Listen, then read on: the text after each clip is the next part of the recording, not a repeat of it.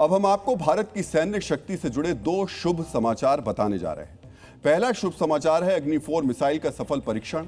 ओडिशा की चांदीपुर परीक्षण रेंज से अग्नि-4 की टेस्टिंग की गई। भारत ने इस मिसाइल का 9वां परीक्षण पूरा किया। दूसरा शुभ समाचार लड़ाकू विमान रफाल से आया है। भारत की नई रफाल डील में मेक इन इंडिया के तहत भारत में रफाल के निर्माण पर सहमति बन गई है। यानी अब रफाल भारत में बनेंगे और भारत के लिए लड़ेंगे।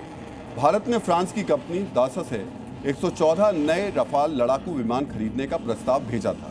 इस प्रस्ताव पर कंपनी ने मोहर लगा दी है और साथ ही एक ऑफर भी दिया है। इस ऑफर के तहत नए रफाल विमानों का निर्माण मेक इन इंडिया के तहत होगा।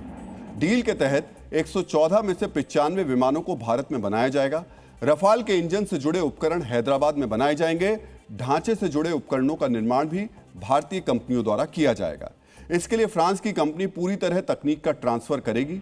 भारत के पास फिलहाल जो रफाल विमान है उनका अपग्रेड भी भारत में ही किया जाएगा। रफाल की कंपनी का यह ऑफर भी एक बड़ा संदेश देता है। संदेश ये कि अब दुनिया को भरोसा हो गया है कि भारत में भी आधुनिक हथियारों का निर्माण हो सकता है। भारतीय वायुसेना के पास फिलहाल 36 रफाल जेट हैं। नौसेना के लिए 26 रफाल एम विमानों का ऑर्डर पहले ही दिया जा चुका है। जब 114 अतिरिक्त रफाल भारत को मिलेंगे तो इन घातक लड़ाकू विमानों की संख्या 176 हो जाएगी। यानी रफाल विमानों की तादाद के मामले में भारत दुनिया में दूसरे नंबर पर आ जाएगा। अब तक सिर्फ फ्रांस के पास 225 रफाल विमान हैं।